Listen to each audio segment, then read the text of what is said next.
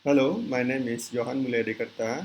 I'm from Bina Nusantara University, Bandung campus, and I want to share about my research about effectiveness of blended learning in higher education using technology acceptance model approach, a case study of private higher education in Jakarta. This is a part of my research when I took a doctoral degree.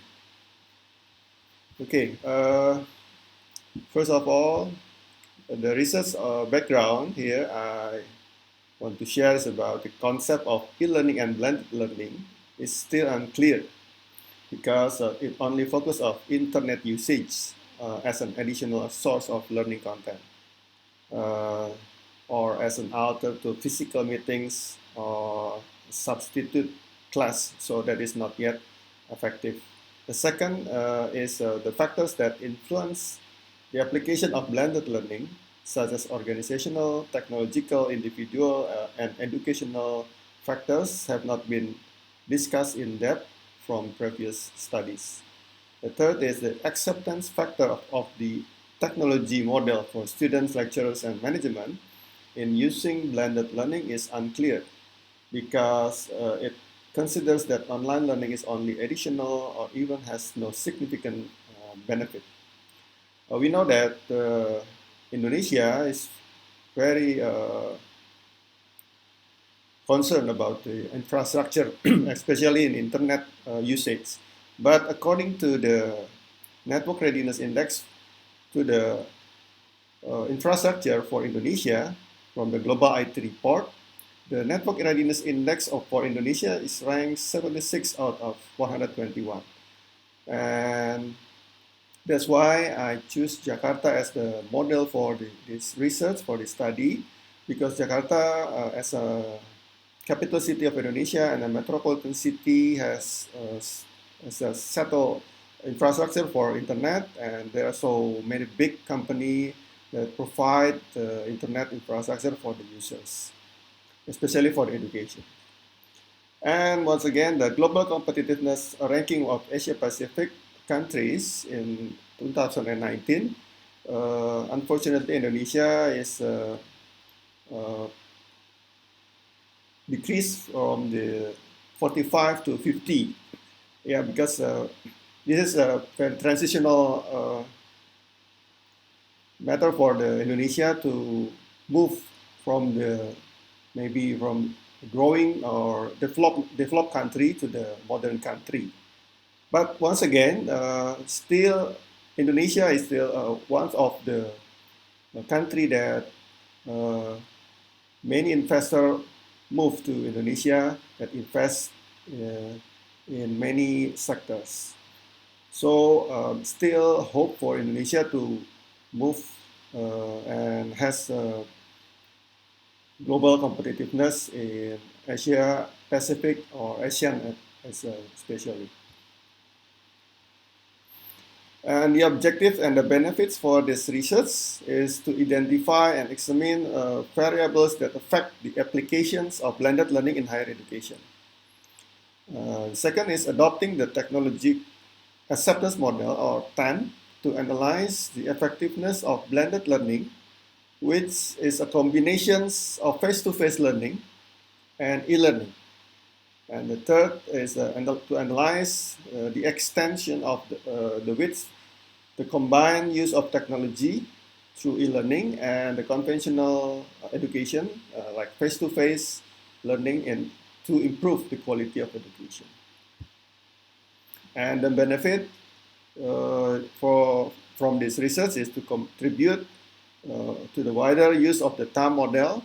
We know the time is very model, very stable model, and can be used for the predict the use of technology in certain case. Especially in variable use, the relationship between variables predictions, especially for the construct of time itself, through the application of blended learning in higher education. Second benefit is to contribute insights and knowledge about blended learning theory and other related theories. And the third one is as a reference for the further study, further research, It's more specifically related to the models and construct in blended learning in higher education. So the managerial problems I found from the research, the higher education institutions still maintain the traditional face-to-face method in their learning, according to Masrom. So it is not flexible and effective. But we know after the pandemic era, we know many institutions, higher education institutions, want to move from the traditional to the e-learning. But this is very difficult decision. This is for the institution that has not uh, moved to the traditional to the e-learning concept or the blended learning concept. The second is higher education institution that implement the e-learning have difficulty to control the quality of learning. That is also according to Masrom.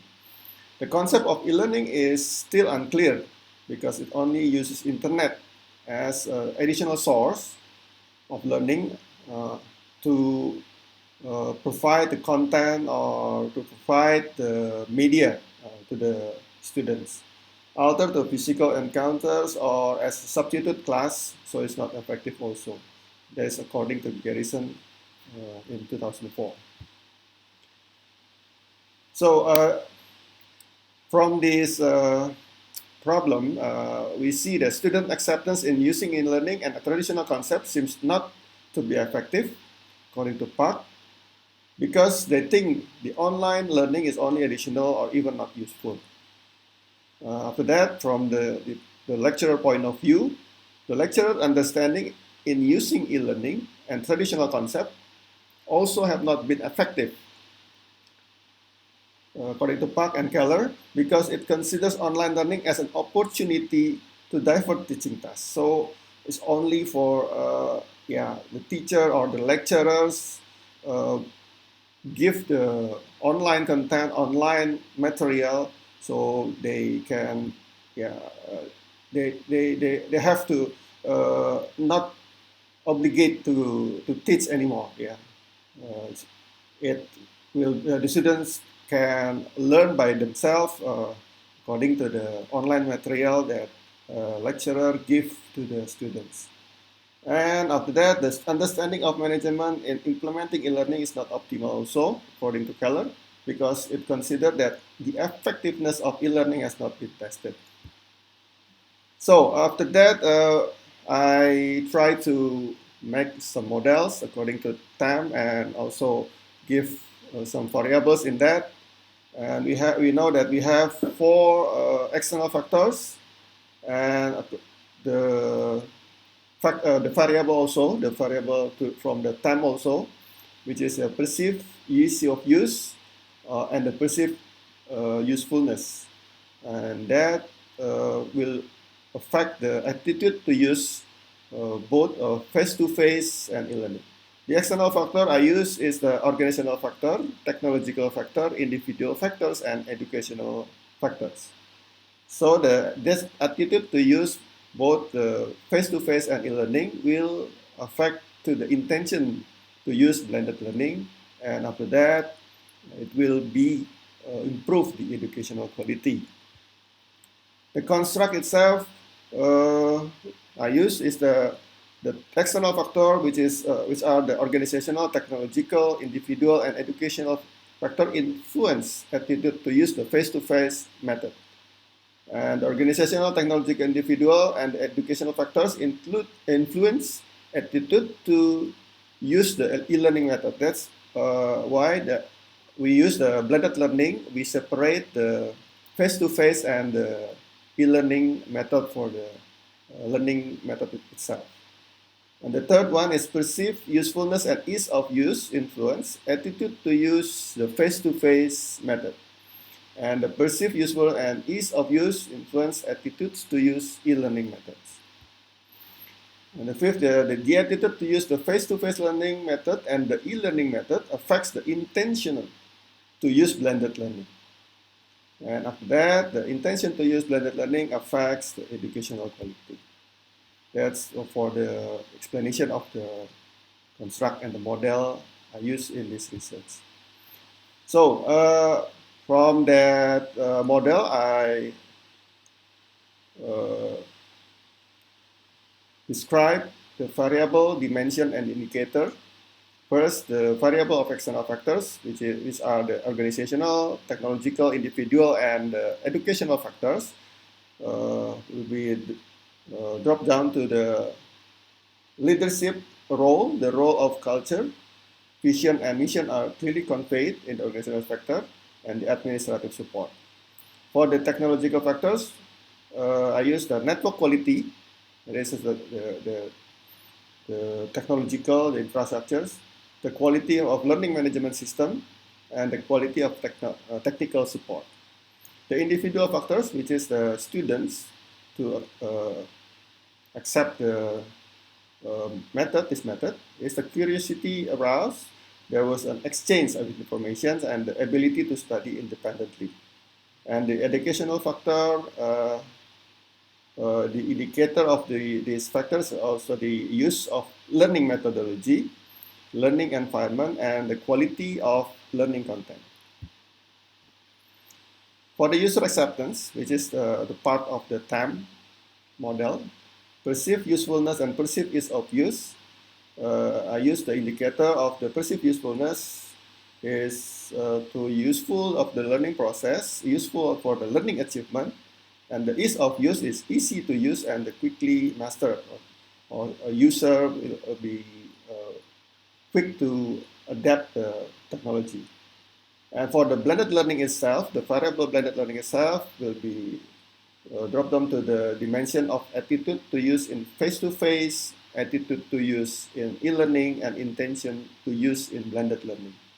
And for the indicator, for the attitude to use in face-to-face is necessary or worth using, create a positive attitude in using.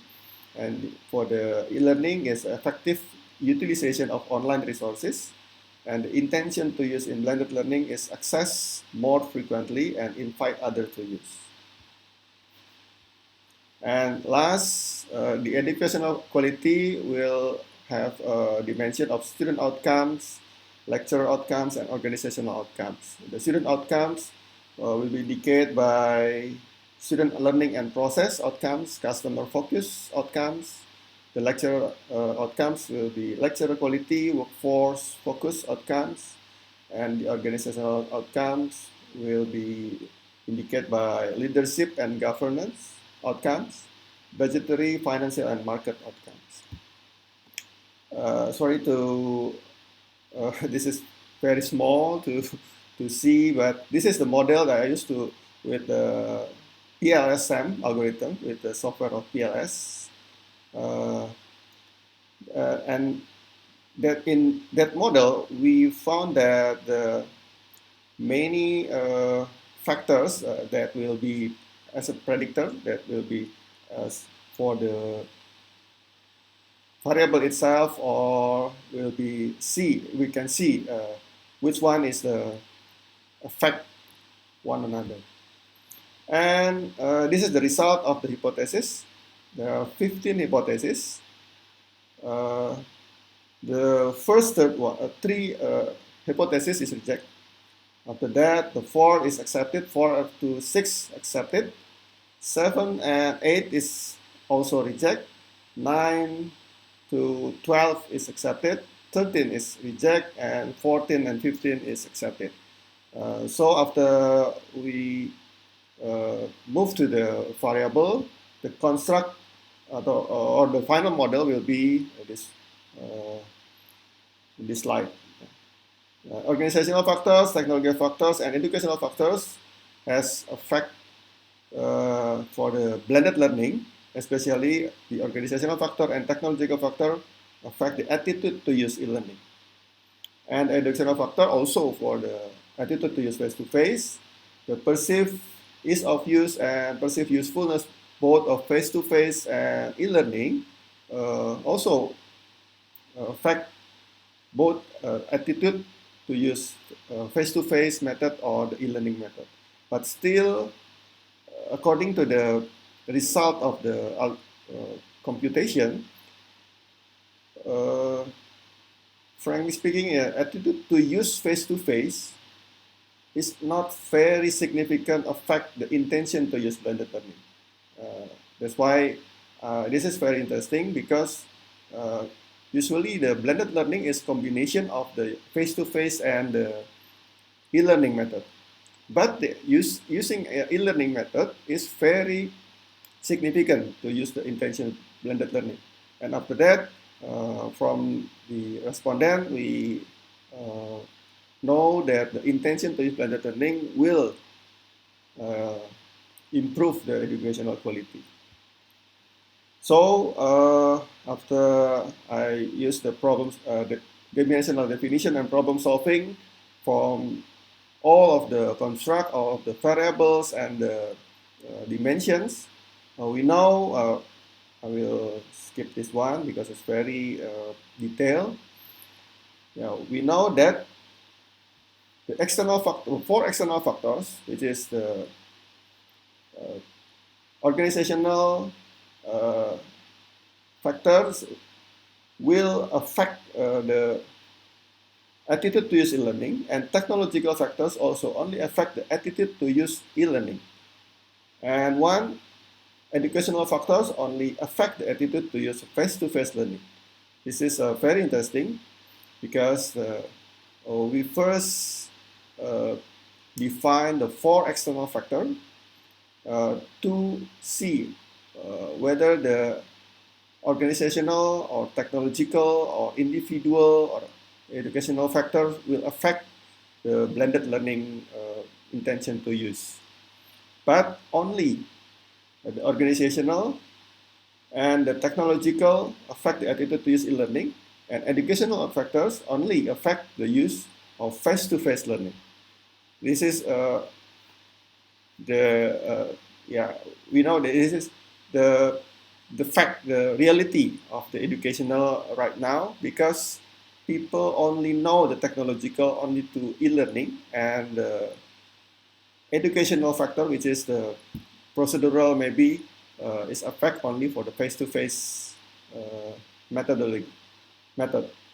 The second is the construct of perceived usefulness of face-to-face, or perceived usefulness of face-to-face has the highest PAT coefficient for attitude to use face-to-face, while perceived useful e-learning on attitude to use e-learning is moderate.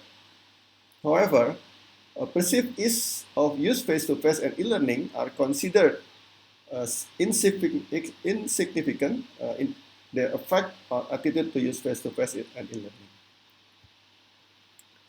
And after that, attitude to use e-learning on intention to use blended learning has the highest significance, because they know only to use the e-learning. We have to know the technology, we have to know to use the e-learning, and still the blended learning concept is maybe people know about the blended learning of e-learning is the same. So on the other hand, attitude to use face-to-face is not considered a predictor or has very little significance. So that's why I use the dotted or dashed arrow in that model. And this illustrates that currently blended learning is still considered or equated with the e-learning. People know this is the same, blended learning and e-learning. The notion of blended has not yet been felt, or there is still confusion between the combination of e-learning and face-to-face. What to do in face-to-face meeting becomes a problem in implementing blended learning. Number 3 of my conclusion is, above all, interest or intention to use blended learning is believed to improve the educational quality. But it could be because of the influence of the use of e-learning, which is widely known. Number 4, the results of this study indicate that there is still confusion in the definition of blended learning. The combination of face-to-face in the face-to-face meeting, the activities and learning methods are not in line with the objective of blended learning. The face-to-face meeting are still conventional teaching, because it seems that attitude to use face-to-face is not considered as predictor for blended learning.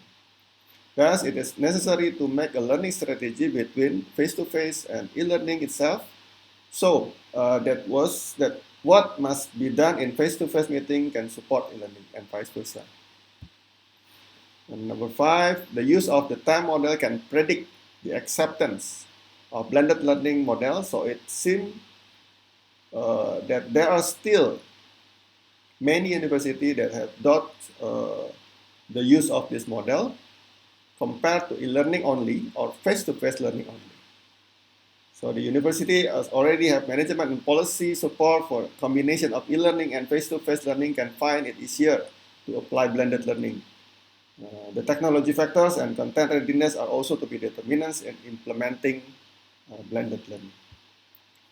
So for the suggestions from the results of this study, it is suggested to make a grand strategy that involves all stakeholders from higher education institution in Indonesia, which can be named increasing the role of higher education in implementing blended learning to improve the quality of higher education in Indonesia. Further, it will be explained with 3 steps of initiative, which are support from institution and leaders in creating the learning environment independently, both through face-to-face and e-learning. Technology support, including access to the system, creating this blended learning system, can monitor the performance of students and lecturers and build a blended learning methodology that is suitable for the conditions and environment in the college. This study only examines factors that influence attitude. I realize this is very early in this research. It's only using the influence attitude in using a face-to-face learning and e-learning using time. For further research, other models can be used, such as UTEL, with emphasis on the utilization of the learning management system or the IT or the system information system use. Include student elements as respondents to get attitudes, interests, and their influence on this blended learning model. 4 is include state university with the application of e-learning or blended learning itself can be compared as a comparisons to see how its university sees blended learning as an effective learning method. After that, the use of shared contents such as MOOC and iTunes for university can be an option for content dissemination for higher education in Indonesia. And the last, the methodology for applying blended learning needs further attention and research to make the combination more optimal in higher education, especially in Indonesia. And that's all for my presentation and for my research. Thank you for your attention. Hope this presentation will bring such as insight for you, and I welcome to suggestions or critics for this research for further studies. Thank you very much and have a nice day.